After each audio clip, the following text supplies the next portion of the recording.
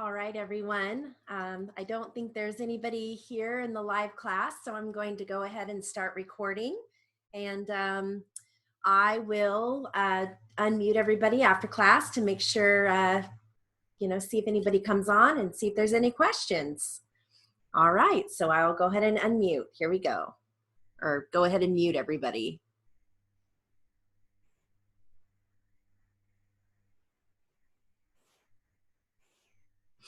All right, here we go. We're going to start off with some common words. Excuse me. To get our fingers going. Here we go. Ready? What's, family, many, worry, roll, parents, under, surprise, water, onto, we're, glance, wall, between, seen, red, window, idea,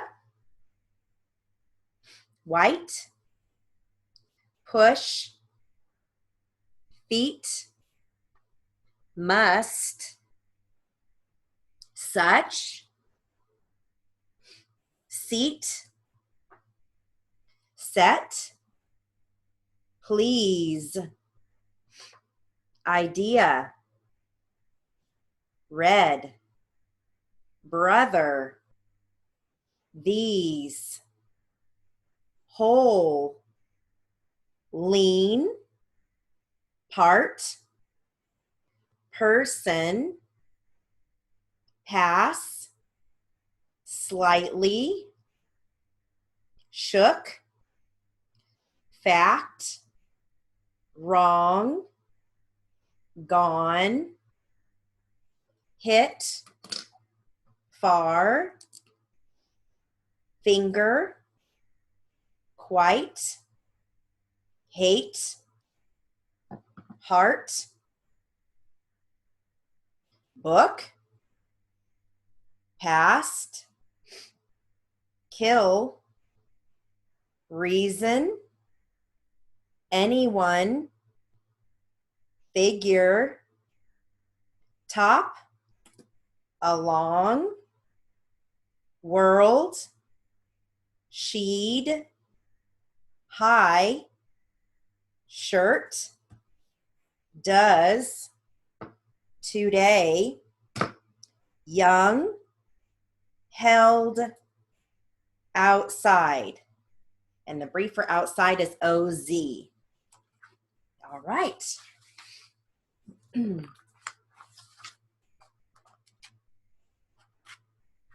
I've got some consonant compounds. These focus on initial SN, initial SM. And then we're going to focus on initial SP, initial SW, and then initial DR, initial TH, and then final NS, final NT. Here we go. Sneer, smell, snow, smart, snit, smite, snail, smoke, snack, smack, snare, small, snag, smile, sneeze, snoop, smear, smock, snooze, smog, snot, smooth, snore, smug, spot, swell, spare, swim, spit, swat, spat, swipe, span, sweet, spore, swear, spoon, sweat, spill, swan, spike, swap, spade, sweep, space, swag, spate, swore, drag, thud, drum, thin, droll, then, dream, thought, drain, thug, drip, them, dress, thaw, drill, theft, drop, thick, drape, thatch, drool, thigh, drab, thus, dance, ant, chance, vent, flounce, pent, ounce, tent, pounce, went, stance, hunt, trance, taunt, bounce, bunt, lance, rant, fence, punt, dense, runt, sense, shunt. All right. Hi, how are you? Glad to have you. Yay. All right. So my next drill is going to be she and they. Focuses on she and they. Here we go. Ready? They open at 10. Why did she do it? They drove to town. They said she left. Are they ready yet? She isn't very happy. What did she write? She said they called. They are just visiting. Did she pay the bill? They made her angry. She went to a movie. She raced on Friday. They swam every day. She missed the plane. I know she will succeed. They were to buy stock. She was there yesterday. What did they win? She wanted coffee. They had questions. What could they want? When was she present? They watched the races. Is she in a mood? They were too hasty. She teased the dog. They wanted the book. She said they import it. They opened an office. They formed a club. Where did she go? I know they told us. She sent a letter. They left the city. She kept old coins.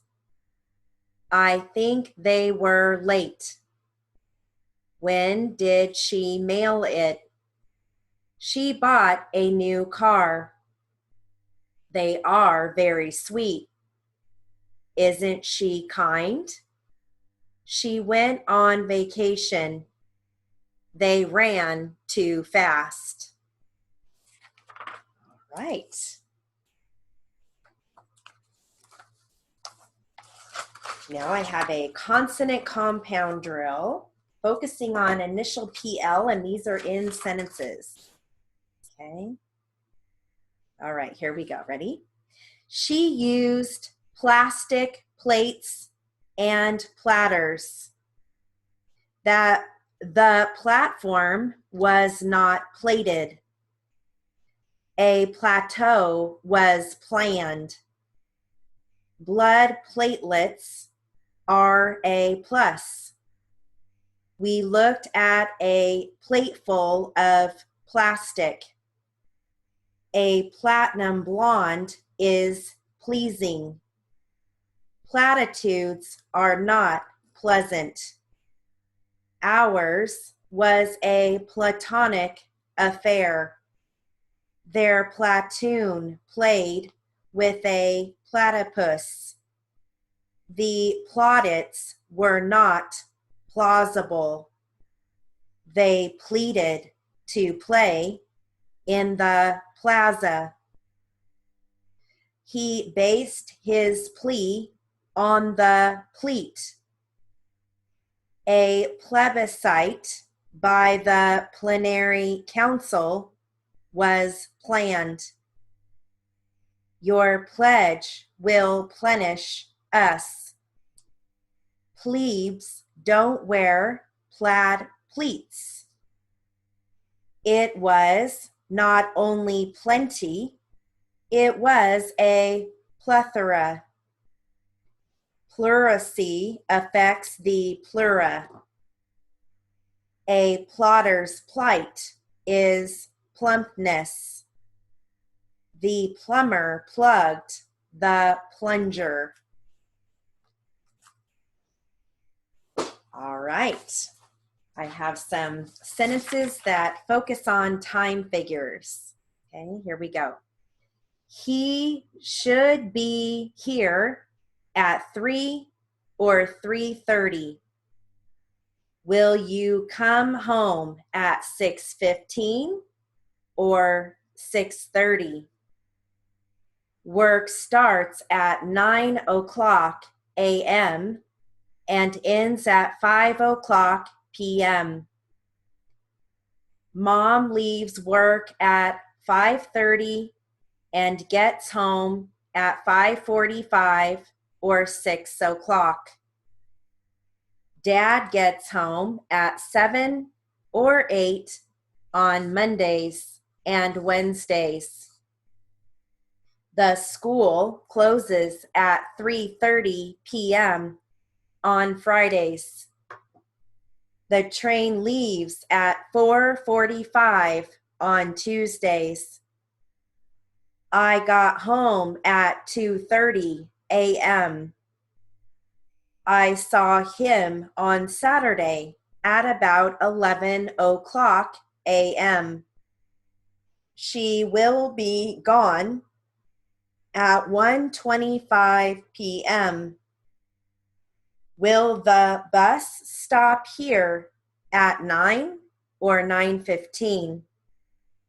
The store will be open at 10 o'clock a.m. and will close at 9 o'clock p.m. We will eat dinner at 6:45 p.m. Pick her up at 1:35. Our class starts at 8:15 a.m. The party will be at 3 o'clock. The time is now 9:57 p.m. All right, so we've got one drill left. This focuses on the was, were phrases. Okay, so anything with was is final FS, anything with were is final RP. I'm going to give you a bunch of phrases and then I will read the sentences, okay? And the phrases that I drill you on have other phrases in there as well. Kind of makes you think. Okay, here we go. Ready? Why were, that is, it was, when are, who are, how was, when is, that were, this was, there were, what are, which is, who were, that was, what is, it is, when were, this is, why was, which were, who is, she was, there are, he is, we were, that is, who was, you are, which was, they are, he was, why is, she is, you were, what was, we are, there is, you were, when was, how were, I was, what were. And then here are your sentences. You were going to stay home, true? He was in the military. When you were there, did you see Bob? I was going to attend, but she was there. You were one of the people in the car. It was a nice day. She was in the meeting. I was on the call. You were not with him, is that right? When was the last time you called him? You were not with him, is that right? Sorry, I already said that one. We were with him at that time. They were not at the store when we got there. We were going to go, but we were late. The kids that were with us never left our view. That was a big deal. We were going to go, but we were late. The cats that were in the yard got all wet when the rain started. They were running late. If it were up to me, I think it would have been different. If it were not for you, we wouldn't be here today. While they were in the car, they were hit from behind. All right, move right into literary and jury charge.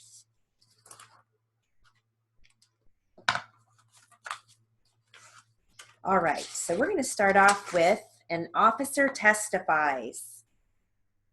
Okay, and I'm going to start, let me see here, this is one page. So I think what I'm going to do is I'm going to read this at 80. Well, I'll read this, yeah, I think I'll read this at 80, and then I will read it again at 100. Okay, so the first time will be at 80. Here we go.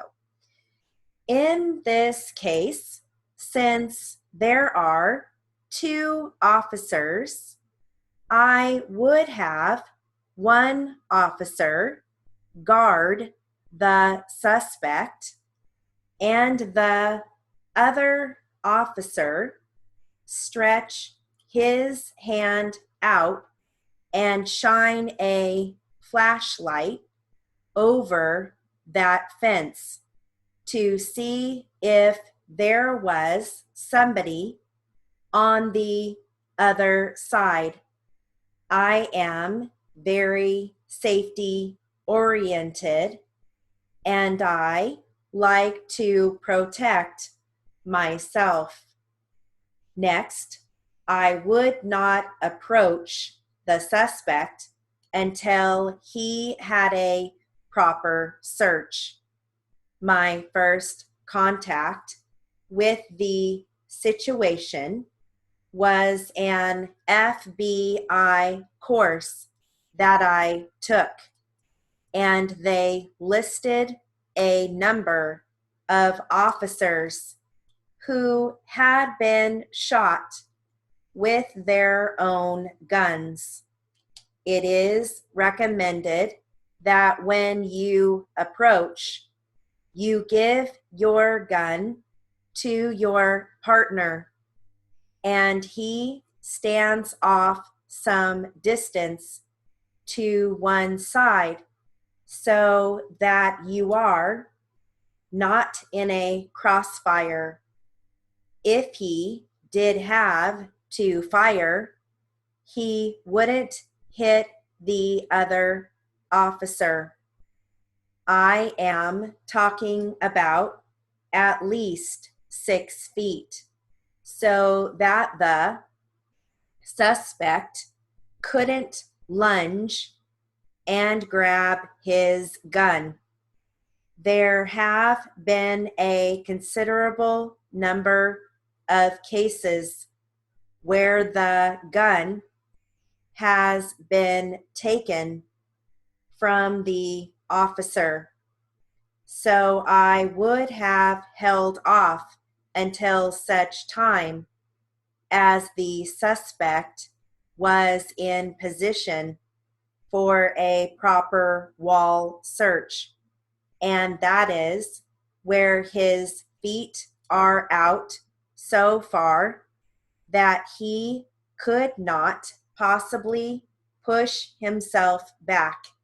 Then at such time, if you can reach him, grab him with your left hand by the belt, and then you can sense any movement if he were to try to push back. He shouldn't be able to do that if he is in the proper search position. You have control over him and you can control his movements. Another thing, I think probably the first order I would give him would be to get those hands up. Get them up on top of his head. That would be my first concern. Get those hands where I can see them. In other words, I want him to know he had better get those hands up. Once the hands are up and I can see there are no weapons, then I would instruct him to go over to the fence or the wall. All right, so what I did with this one, because I kind of felt like it was a little bit more, I don't know, like the words were a little bit easier. I started at 80 and then I worked my way to 100, okay? So I just kind of felt like, oh, it's pretty easy, so I didn't want to read the whole thing and then go back again. So, all right, so now let's see, how are we doing on time? Good, we're doing okay on time. All right, I'm going to give you some civil jury charge, okay? You're going to hear, let's see here, circumstantial evidence. So, you know, you can use the brief for circumstance, SIRK, come back for AL, and then evidence, EFD, indirect evidence, and then direct evidence, existence, in addition, which is NAD. Let's see here, determine, DERM, bailiff is BLIF, bliff, forbidden, communicate. Okay, here we go. And I'll do the same thing. I'll start at 80 and work my way to 100, okay? All right, here we go. Now, I want to talk about the kinds of evidence that you have heard in a case such as this. There are two kinds of evidence, direct and circumstantial. Direct evidence is testimony by a witness about what that witness personally saw or heard or did. Circumstantial evidence is indirect evidence. I mean that it is proof of one or more facts from which one can determine that another fact exists. You may consider both direct and circumstantial evidence in deciding this case. The law permits you to give equal weight to both, but it is for you, the jury, to decide how much weight to give any and all of the evidence that came before you. Statements and arguments of counsel are not evidence in the case.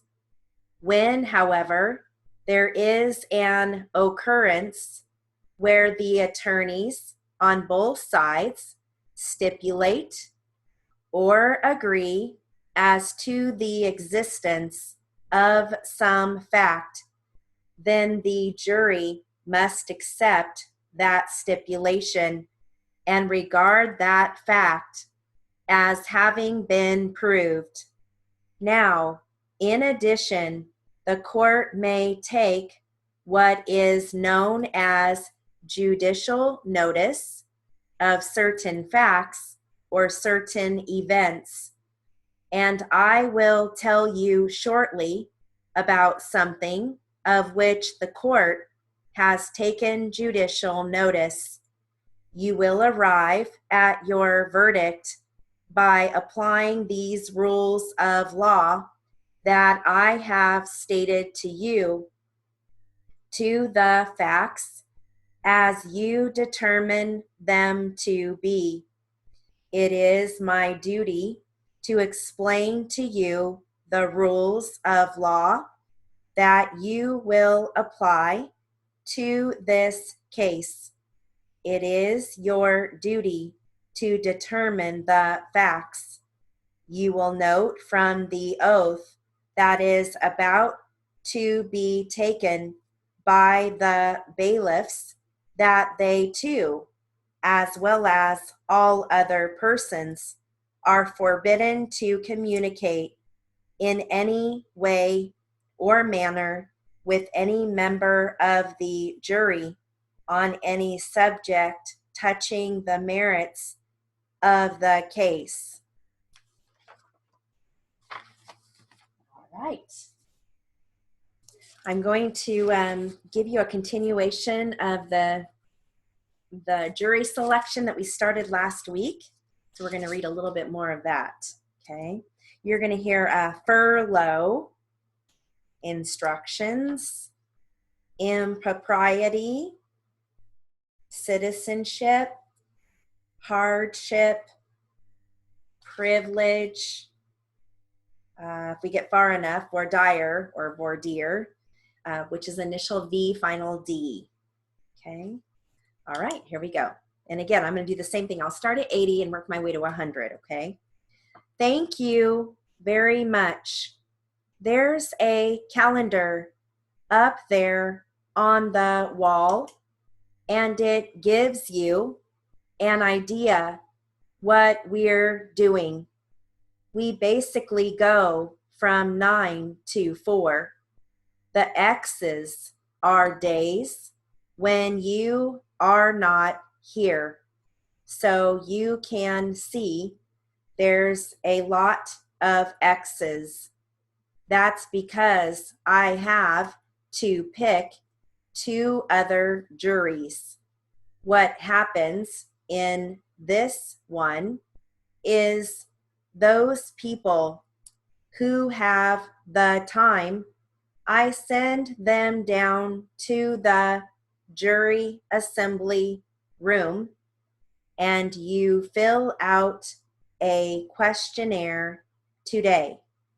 Get it done today. And then you're going to come back on May 3rd. For you, the trial will really start on May 3rd. We'll select the final 12 and get down into evidence probably about May 5th or something about that date. Do you want to turn it over? And you can see there's days off that we have. For example, every Friday, I do a civil calendar. I'm off the second week of May. I have to go teach a class. So there's some spaces. Third Wednesdays of the month are court furlough days. There's nobody here. Or if we're here, we're working in the back. The doors are closed. So that gives you an idea what the schedule is going to be like. I want you going on to a different topic. The law is contained in the jury instructions. You hear, follow the law. Everybody talks about that, right? Here's where we actually do the holding up of the book. There's two books like this one. They're called California Criminal Jury Instructions. They contain the law. I read it to you a little bit at the beginning of the case, most of it at the end. I'll read to you a shortened version of it. All right, so we'll stop there so we can start our Q&A. All right. So now this first Q&A is only one page, and I'm gonna read this once at 60, then again at 80, and then again at 100. Okay, and you're going. Let me give you a word list. You're gonna hear vehicle, which is veek, vicinity, residence, department, Harley Davidson, which you can write as H-A-R-L, Harl, and then come back for D long A F D. That's kind of how I do it. So it's two strokes, Harl, and then Dave, D long A F D, and then motorcycle, M-O-I-K, Moik. Okay. So this is going to be plaintiff, and it's just Q&A. Okay. So I'm going to read this once at 60, and then again 80, and then again at 100. Okay. All right, here we go. Remembering back to February 28, at that time, were you in the vicinity of this courthouse and police department? Yes, I was. Did you have a vehicle with you at that time? Yes, I did. What kind? Well, I had a Harley Davidson.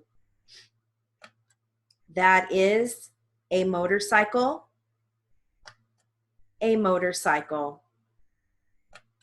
That was your vehicle, was it? Yes, it was. Do you know the motor number? Do you have that in your possession? No. Did you park your vehicle? Yes, I did. Where? In the back, in the parking lot. On that same day, did you find your vehicle missing? I did. Did you ever see that vehicle or any part of it again? Yes, I did. Where? In that individual's house. I don't know what his name is. I don't recall his name offhand. Was that at the defendant's residence? Yes, it was.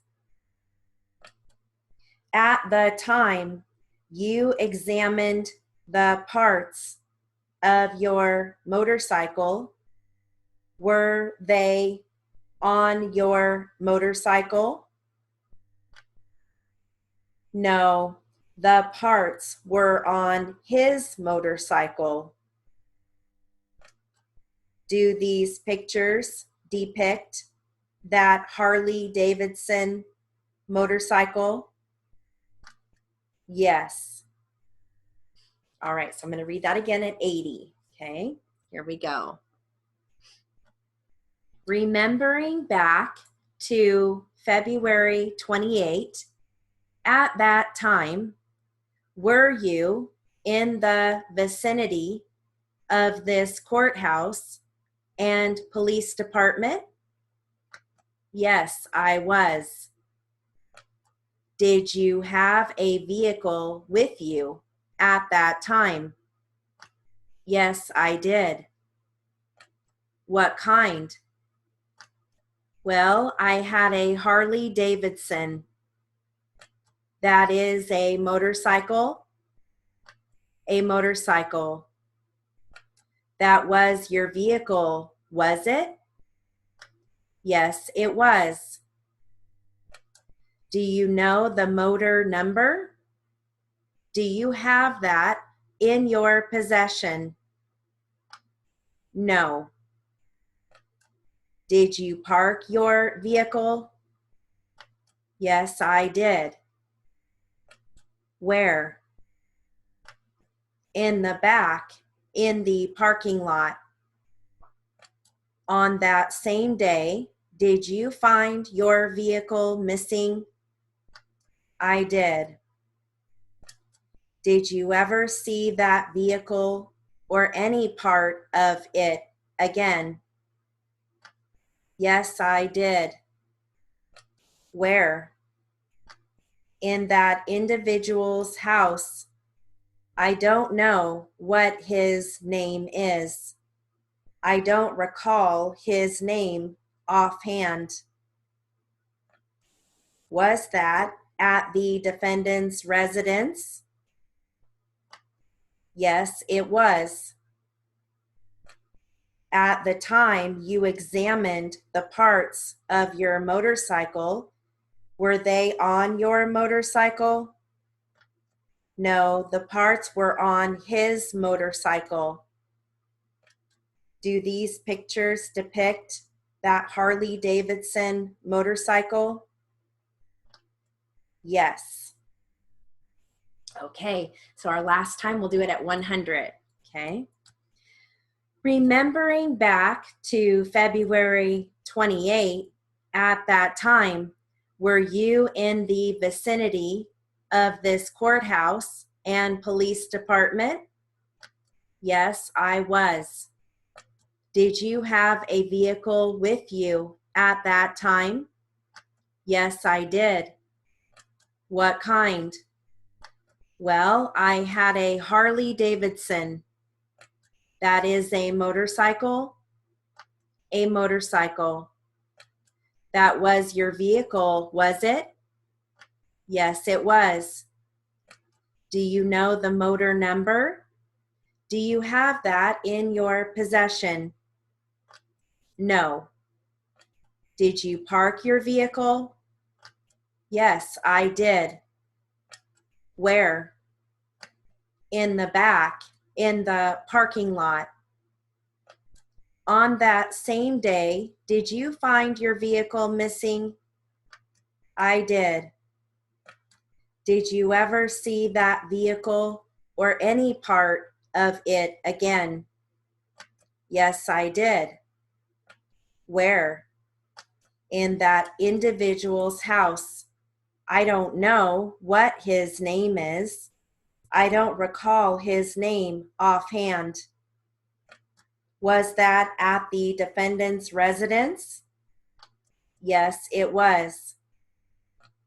At the time you examined the parts of your motorcycle, were they on your motorcycle? No, the parts were on his motorcycle. Do these pictures depict that Harley-Davidson motorcycle? Yes. All right. I'll switch transcripts. Now this time I'm just gonna start at 80 and work my way to 100. Okay. You're gonna hear Fair Grove Middle School, Mr. Vanderment, that he ever, you can phrase that whole thing, that he ever, at the time, had you ever, you can phrase that too, H-U-F-er, conversation, dizzy spells, you can phrase very much, limp, bump, clumsy. Okay. All right. So we're gonna, let's see, looks like plaintiff again. All right, so I'm gonna start at 80 and work my way to 100. Your son was attending Fair Grove Middle School? That's right. The first time that he ever had a class with Mr. Vanderment was in the fall? I believe so. What grade was he in at the time? He was in 8th grade. Had you known Mr. Vanderment prior to the time your son was taking his class? No. Had you ever heard anything about him at all? Not until after my boy was struck. Up until that time, you had never heard anything, good or bad, about Mr. Vanderment? No. When did you first learn about your son being struck by Mr. Vanderment? It was around the middle of February, more or less. The middle of February, you say? Yes. Was that at your home? Yes, sir, it was. Just how did you learn about it? He told me. Your son told you? Yes, sir. What was the nature of the conversation with your boy when you first learned of the incident? Well, he would come home complaining every day about his legs and about his dizzy spells and about the cramping of his legs and not able to sit down. It was the same thing every day. How long had this been going on? Since September. This was in February when he told me this. About how long had he been complaining of it before you asked him about it? About a week. Prior to that, he had never complained about it. He would complain, but he wouldn't tell me what was the matter with him. When did he start complaining about dizzy spells and his legs hurting? Along in September. September, right after school started. That continued on up until February? Yes. During that period of time, were you asking him what caused it to hurt? Well, I would ask him how it hurt, but my sister told me she thought they were growing pains in his legs. I just figured he would be over it one day. Did you ask him if he had fallen and hurt himself in any way? Yes, I did. What would he say? He said he hadn't fallen. Had you questioned him several times about it? Yes. But he never said anything about being hurt until February? Not until February, when he really got sick. In February, did he appear to be worse? Yes, very much. Did he limp? Yes. Was it quite a noticeable limp when he would walk? Very much, yes. He could not walk the same. Did it appear he had to catch onto things because of his dizzy spells, or did you notice he would almost fall? Yes, he acted as though he was kind of dumb, kind of clumsy, like he wasn't himself. He kind of staggered when he walked? Yes, and he dragged his feet to walk. He dragged both feet? Yes. Did you notice anything else? He would trip real easy. Trip real easily? Yes, sir, and bump into things as he was walking. All right. Switch transcripts. So let me give you a short word list here. You're going to hear cross complaint, Chamberlain, vanity, Hartford, amended, viable, affidavit, which I like to write as AFD.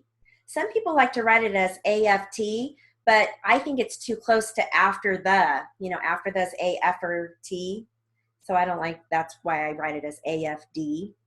Mr. DeSalvo, digits, decorator, mirrors, reject, computed, computation, mathematical,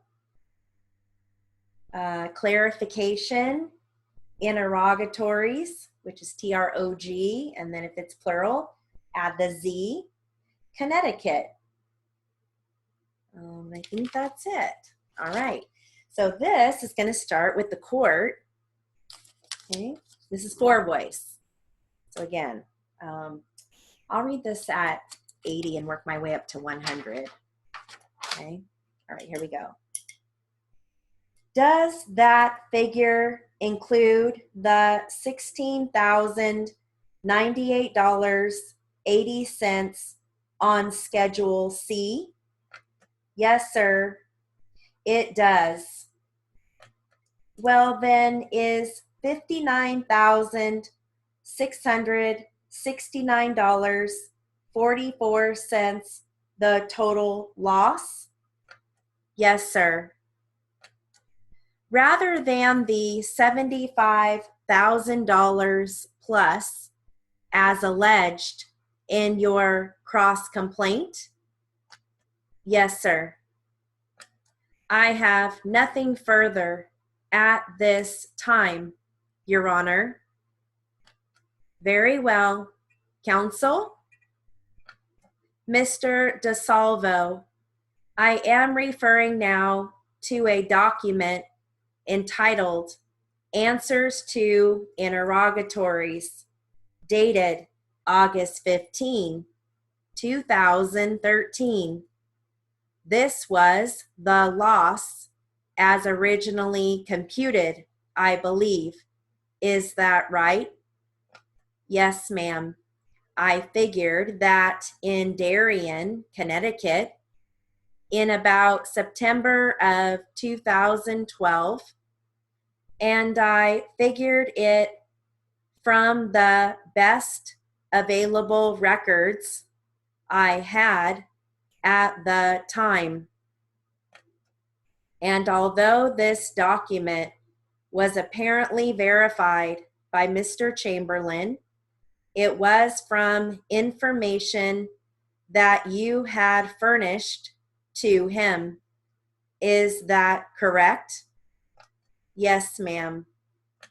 Now, obviously, there are some changes on it because the figure now, rather than $75,000 plus, it says $59,000 plus. Is that correct? Yes. Now you correct me as we go along here if I am wrong. As I understand your testimony, the $6,411.13 is still a correct figure? Yes, it is.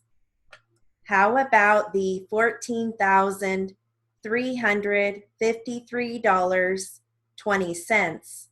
Is that still a correct figure? I don't know. I have $13,353.20, and the last 5 digits are 6 of the 7 digits are the same.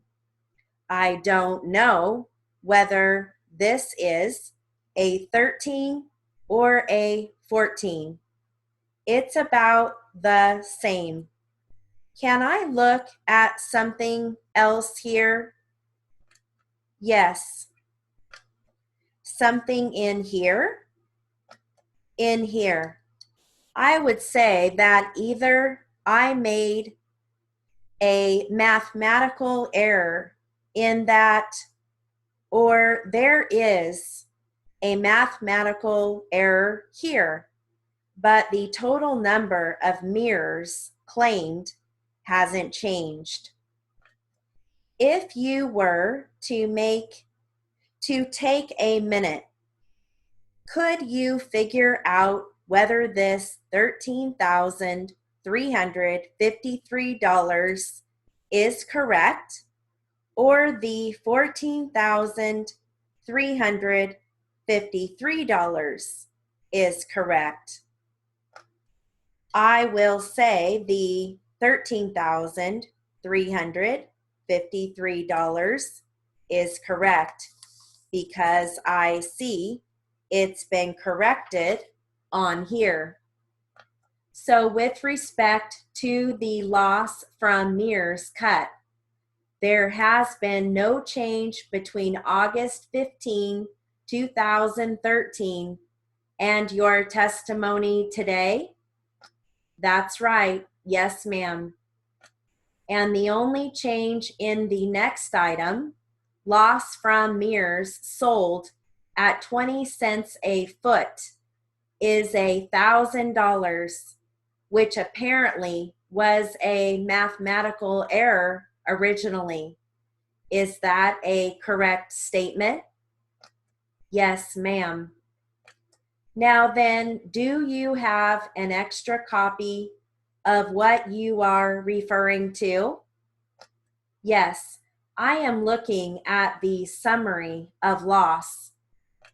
Now the next figure, loss from sale of reject vanity mirrors on this schedule that you have just handed me, entitled Summary of Loss, shows $26,098.80. On the answers to the interrogatories on August 15, 2013, it says loss from sale of mirrors. In other words, it doesn't mention vanity mirrors in that one. But are we talking about the same loss there? No, I mean the same. There has been a change in that. So the same type of loss? Same type of loss, yes, ma'am.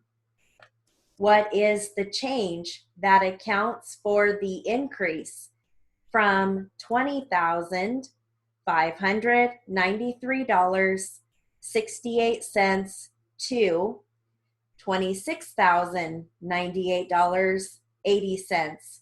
Can you explain that increase?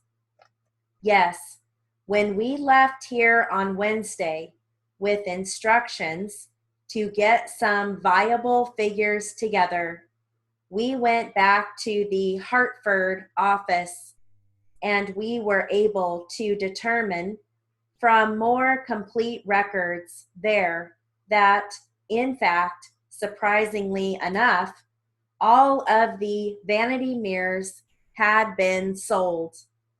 Had been? Yes, ma'am. And they had not been sold on August 15, 2013? No, ma'am. I don't think they had been. I didn't have the complete records when I was back in Darien. When those interrogatories came in for answer in August, were they sent back to Connecticut for you to answer them? I never saw them before. Well, you must have, from what you have just said. You prepared this and sent it to Mr. Chamberlain, did you not? I prepared this document in September. I am sorry, counsel. What are you referring to? Counsel, we need a clarification. I am referring to Exhibit A attached to the answers to the interrogatories with a mailing affidavit of August 15, 2013. That was in answer to interrogatory number 18.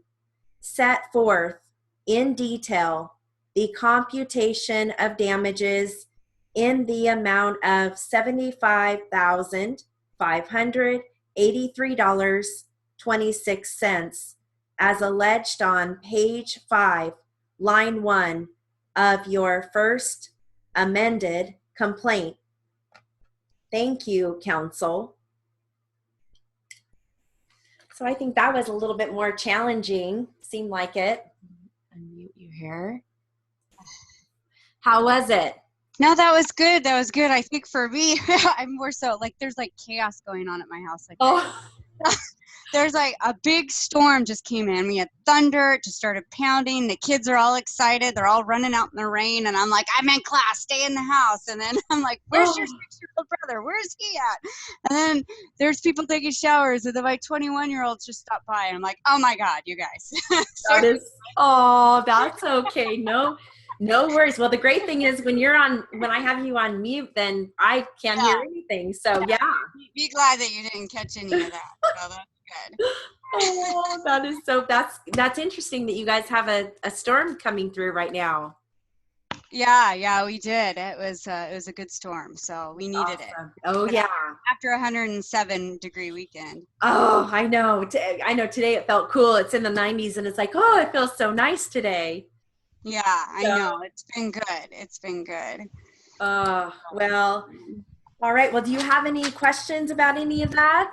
No, I think it was all good. You know, it was things that were familiar, that also, you know, words that I could, you know, figure out and, you know, and work on and stuff. So it was good overall. Good. Very good. Yeah. Now, are you going to be able to attend tomorrow's live class? Oh, good. Yay. All right. Yeah. Well, I will see you in the morning. Okay. Be a little quieter for me tomorrow morning. No worries. No worries. I know I'm always telling my family too, like, don't open the garage. Right. Be quiet. Don't turn the TV on too loud. So that's so funny. All right. Well, I will see you tomorrow morning then. Have a great night. You too. Bye.